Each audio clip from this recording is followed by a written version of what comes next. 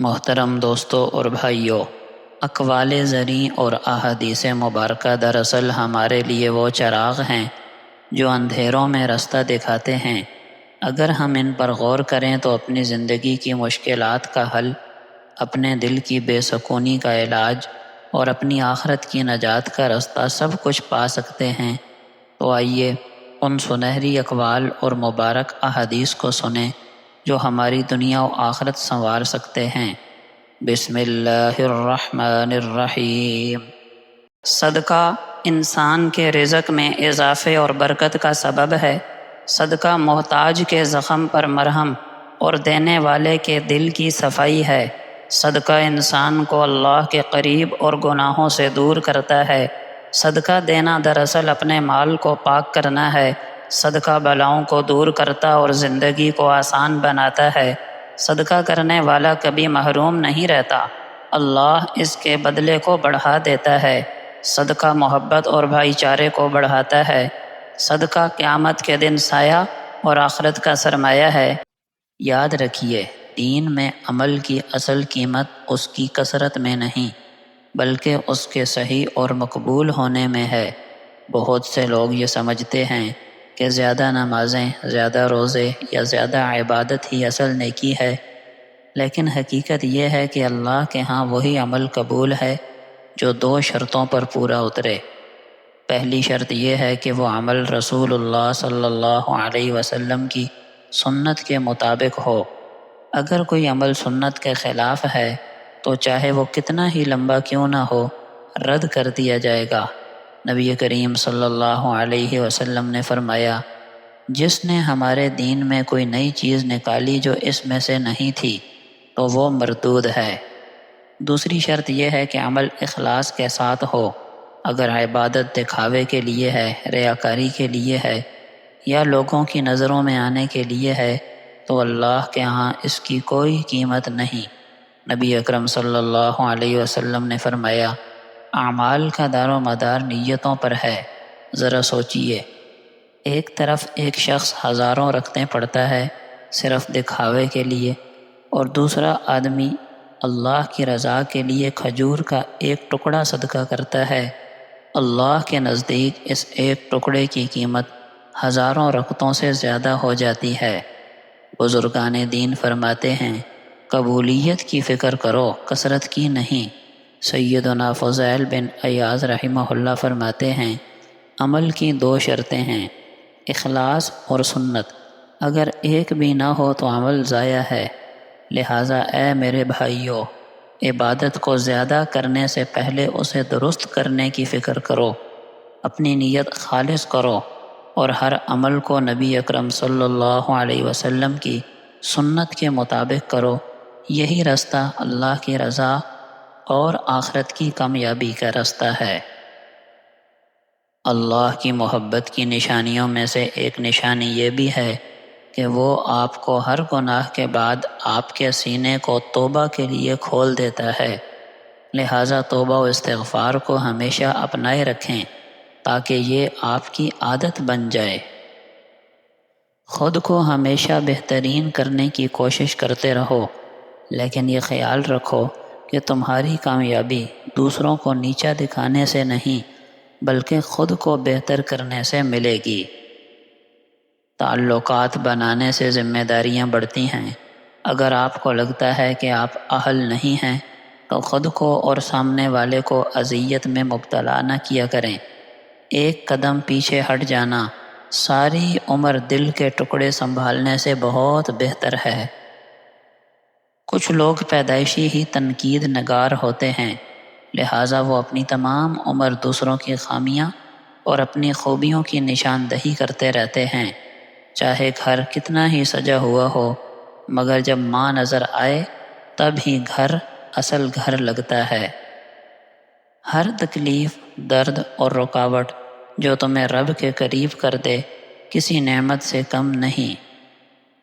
انسان بھی عجیب ہے، امیدیں بندوں سے لگاتا ہے اور شکوے خدا تعالیٰ سے کرتا ہے۔ فلاں ایسا ہے، فلاں ویسا ہے، یہ کہنے سے پہلے اے انسان ذرا خود پہ غور کر کے تو کیسا ہے۔ لمحے بھر کے غصے میں لمحے بھر کا صبر 1000 لمحوں کی ندامت سے بچا لیتا ہے۔ رشتوں میں سب سے بہتر رشتہ مخلصی کا ہوتا ہے، جہاں ذاتی مفاد سے ہٹ کر صرف اپنائیت اور خلوص کو اہمیت دی جاتی ہے۔ زندگی میں بہت کم لوگ ایسے ملتے ہیں جو بغیر کسی مفاد اور لالچ کے ہمارے ساتھ ہوتے ہیں۔ ایسے لوگ جب روٹھ جائیں یا ہم سے دور چلے جائیں تب انہیں ضرور منا لیجئے، انہیں کبھی خود سے دور نہ جانے دیجئے۔ کبھی کسی کا مان نہ توڑنا۔ مان اور محبتیں تو نصیب والوں کے حصے میں ہیں، نصیب والے ہی انہیں سنبھال پاتے ہیں۔ کبھی کسی کو اس کی ذات یا لباس کی وجہ سے حقیر نہ سمجھنا، کیونکہ تمہیں دینے والا اور اسے دینے والا ایک ہی اللہ ہے۔ وہ اسے بھی عطا کر سکتا ہے اور تم سے لے بھی سکتا ہے۔ سماج میں مسلمان ہونا آسان ہے، لیکن تنہائی کا مسلمان ہونا بڑا مشکل ہوتا ہے۔ اللہ کے خوف سے گرنے والا آنسو بے شک چھوٹا ہی کیوں نہ ہو، لیکن اس میں اتنی طاقت ہوتی ہے کہ وہ سمندر کے برابر گناہ مٹا دیتا ہے۔ ماں سے کبھی حساب نہ کرنا، ورنہ تم پر رزق کے سارے دروازے بند ہو جائیں گے۔ تمہارا سب سے بڑا دشمن تم خود ہو۔ خود کو جیت لو تو ساری دنیا جیت جاؤ گے۔ ساری لڑائیاں، سارے مسائل اندرونی ہوتے ہیں۔ خود پر کنٹرول، اپنی منفی سوچ پر فتح، یہی اصل کامیابی ہے۔ جو پڑھنا چھوڑ دیتا ہے وہ سوچنا چھوڑ دیتا ہے، اور جو سوچنا چھوڑ دیتا ہے وہ زندگی چھوڑ دیتا ہے۔ سیکھنا ایک مسلسل عمل ہے۔ پڑھنا، سوچنا، سمجھنا، یہ سلسلہ زندگی بھر چلنا چاہیے، ورنہ ذہنی موت واقع ہو جائے گی۔ تواضع، عاجزی عقل مندوں کی نشانی ہے، غرور، تکبر جاہلوں کا شیوا ہے۔ عاجزی اور تواضع بڑوں کی علامت ہے، غرور انسان کو اندھا کر دیتا ہے اور جہالت کی علامت ہے۔ عقل مند ہمیشہ جھکے رہتے ہیں، غرور کرنے والے منہ کے بل گرتے ہیں۔ جب غرور آتا ہے عقل چلی جاتی ہے، اور جب عقل واپس آتی ہے تو غرور ٹوٹ چکا ہوتا ہے۔ جب انسان خود کو برتر سمجھنے لگتا ہے تو اس سے غلطیاں سرزد ہوتی ہیں۔ عقل مندی اس وقت واپس آتی ہے جب غرور ٹوٹ جائے۔ صدقہ دینا بلاؤں کو ٹالتا ہے اور رزق میں برکت لاتا ہے۔ صدقہ اللہ کے غضب کو بجھا دیتا ہے۔ صدقہ غریب کا حق ہے اور دینے والے کا امتحان۔ صدقہ دینے سے مال کم نہیں ہوتا بلکہ بڑھتا ہے۔ صدقہ دل کو سکون اور چہرے کو نور بخشتا ہے۔ صدقہ دینے والا دراصل اپنے لیے آخرت کا سرمایہ جمع کرتا ہے۔ صدقہ غریب کے ہاتھ میں نہیں بلکہ اللہ کے ہاتھ میں جاتا ہے۔ صدقہ دینے سے بیماریاں اور مصیبتیں دور ہوتی ہیں۔ صدقہ دل کی سختی کو ختم کرتا ہے۔ صدقہ دل سے دنیا کی محبت ختم کر کے آخرت کی فکر پیدا کرتا ہے۔ صدقہ دینا انسان کو جنت کے قریب اور جہنم سے دور کر دیتا ہے۔ نبی اکرم صلی اللہ علیہ وسلم کا پاک فرمان ہے، جس شخص کا آخری کلام لا الہ الا اللہ ہو تو وہ جنت میں داخل ہوگا۔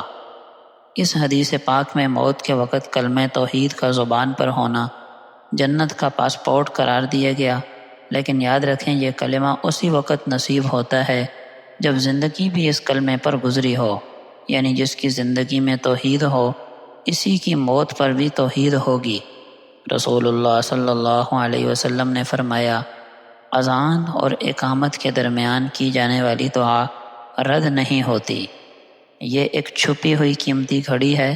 جب اذان ہو چکی ہو اور اقامت کا انتظار ہو تو اکثر لوگ وہاں باتوں میں مشغول ہو جاتے ہیں، حالانکہ یہ وقت قبولیت کا ہے۔ اس وقت مانگی جانے والی دعا براہ راست اللہ کے دربار میں جاتی ہے۔ اگر ہم صرف اسی وقت کو اپنی دنیا و آخرت سنوارنے کے لیے استعمال کریں تو ہم دنیا کے بھی اور دین کے بھی کامیاب ہو سکتے ہیں۔ حضرت حکیم ابن حزام رضی اللہ تعالی عنہ فرماتے ہیں کہ نبی اکرم صلی اللہ علیہ وسلم نے فرمایا، اوپر والا ہاتھ نیچے والے ہاتھ سے بہتر ہے، یعنی دینے والا ہاتھ لینے والے ہاتھ سے بہتر ہے، اور تو خرچ کرنے کی ابتدا ان لوگوں سے کر جو تیری نگرانی اور ماتحتی میں ہوں، کیونکہ بہترین صدقہ وہ ہے جو ان لوگوں پر کیا جائے جن کا تو ذمہ دار ہے، اور جو شخص سوال سے بچنا چاہتا ہو تو اللہ تعالیٰ اسے بچا لیتے ہیں، اور جو شخص بے پرواہی چاہتا ہو اللہ پاک اسے دنیا سے بے پرواہ بنا دیتے ہیں۔ عبداللہ ابن مسعود رضی اللہ تعالی عنہ فرماتے ہیں کہ نبی اکرم صلی اللہ علیہ وسلم نے فرمایا، رشک جائز نہیں مگر دو شخصوں کی عادتوں پر، رشک کرنا جائز نہیں مگر دو شخصوں کی عادتوں پر، ایک اس شخص کی عادت پر جس کو اللہ جل شانہ نے مال دیا ہو اور وہ اس مال پر ان لوگوں کو قدرت دے جو اسے راہ حق میں اور نیکی کے کاموں میں خرچ کریں، اور دوسرا اس شخص کی عادت پر جسے اللہ نے علم عنایت کیا ہو اور وہ اس کے ذریعے حکم کرتا اور لوگوں کو نیکی کی تعلیم دیتا ہو۔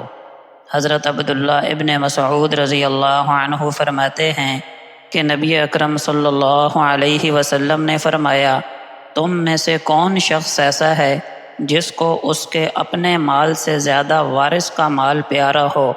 لوگوں نے عرض کی، یا رسول اللہ، ہم میں سے ہر شخص کو اپنا ہی مال محبوب ہے۔ آپ نے فرمایا، اس کا اپنا مال تو وہ ہے جو وہ اپنی زندگی میں ہی پہلے خرچ کر چکا، اور اس کے وارث کا مال ہے وہ جو وہ پیچھے چھوڑ جائے گا۔ نبی اکرم صلی اللہ علیہ وسلم نے فرمایا، صدقہ گناہوں کو ایسے بجھا دیتا ہے جیسے پانی آگ کو بجھا دیتا ہے۔ آپ صلی اللہ علیہ وسلم نے فرمایا، صدقہ اللہ کے غضب کو بجھا دیتا ہے اور بری موت کو دور کرتا ہے۔ آپ صلی اللہ علیہ وسلم نے فرمایا، صدقہ دینے سے مال کم نہیں ہوتا۔ نبی اکرم صلی اللہ علیہ وسلم کا فرمان ہے، صدقہ قبر کے اندھیروں کو دور کرتا ہے اور قیامت کے دن بندے کو سایہ عطا کرے گا۔ نبی اکرم صلی اللہ علیہ وسلم کا فرمان ہے، جو شخص کسی مسلمان کو ایک کھجور کے برابر بھی حلال کمائی میں سے صدقہ دے، اللہ تعالیٰ اسے اپنے دائیں ہاتھ سے قبول فرماتے ہیں اور پھر اسے پروان چڑھاتے ہیں یہاں تک کہ وہ بڑے پہاڑ کے برابر ہو جاتا ہے۔ پیارے بھائیوں اور بہنوں، یہ اقوال اور احادیث محض پڑھنے یا سننے کے لیے نہیں بلکہ عمل کرنے کے لیے ہیں۔